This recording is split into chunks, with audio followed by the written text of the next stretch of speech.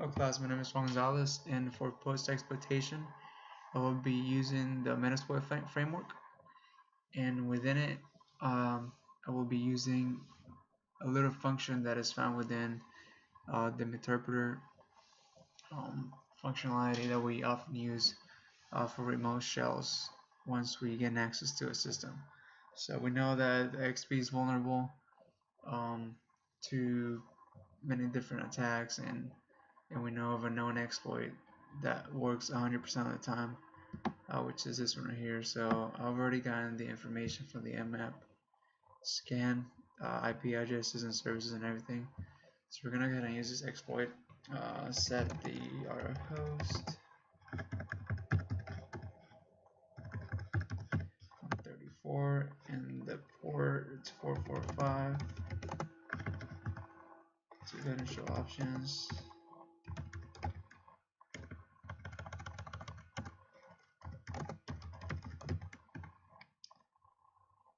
Okay, so that works, and now we want to set our payload. And we want an interpreter shell, so Windows interpreter. We want to reverse TCP so that the victim is calling out to us and not the other way, which is done with the bind. We want to set our local host to be us. 3 and the port options. Okay, so I think everything's set up to send the exploit and get our shell back. So like I said, it works 100% of the time. So I'm gonna go on back on this session just to make sure that we create something that we go back to constantly. So sessions tech I1, bring our session back. So the tool that I want to mainly show you guys post exploitation is to set up a remote desktop from our Kali Linux machine, remote desktop connection that could be consistent. So we have a graphical interface to work with on the target host. So to run this tool, we're going to type in run get GUI, and the tag U allows you to create the username that you want to be known as, or that you want to use for the sessions.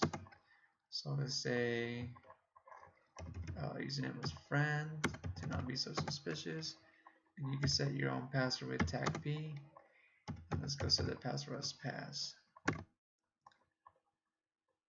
So this little tool creates a username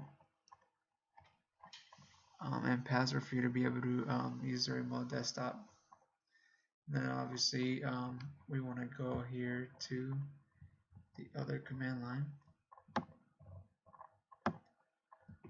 clear for view so we have a better view, and our desktop, our username friend, our password pass, and the IP address of the victim 34. And here we should get a remote desktop connection to that user.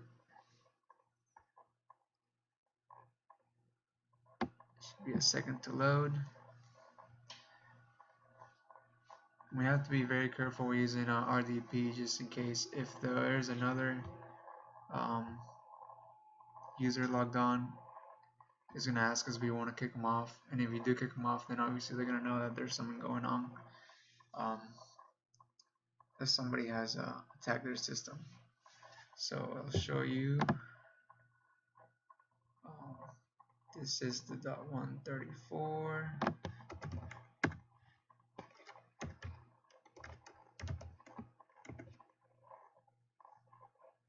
.134. Then from here on out, you pretty much got administrator access to this computer.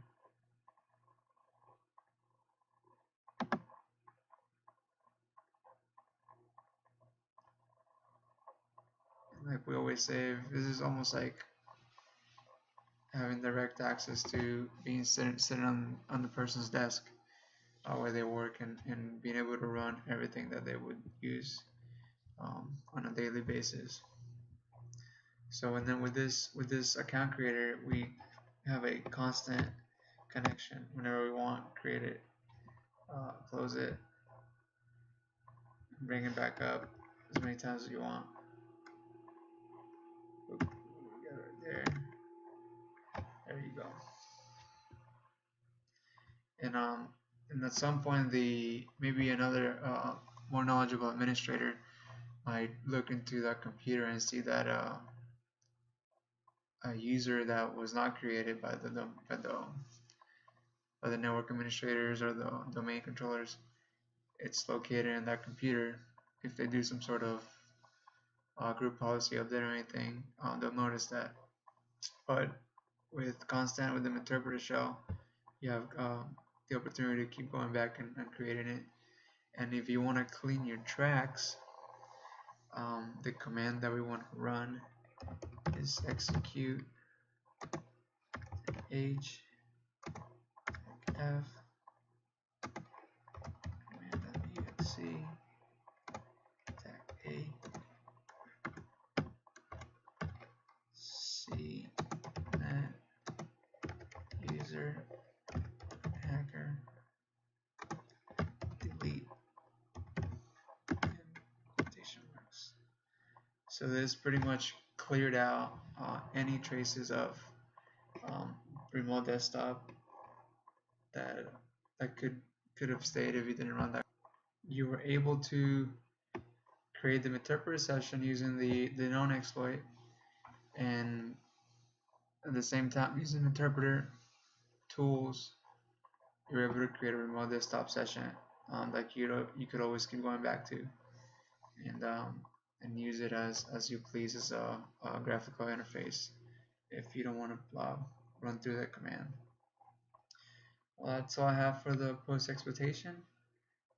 I hope you enjoyed the video, and have a good night.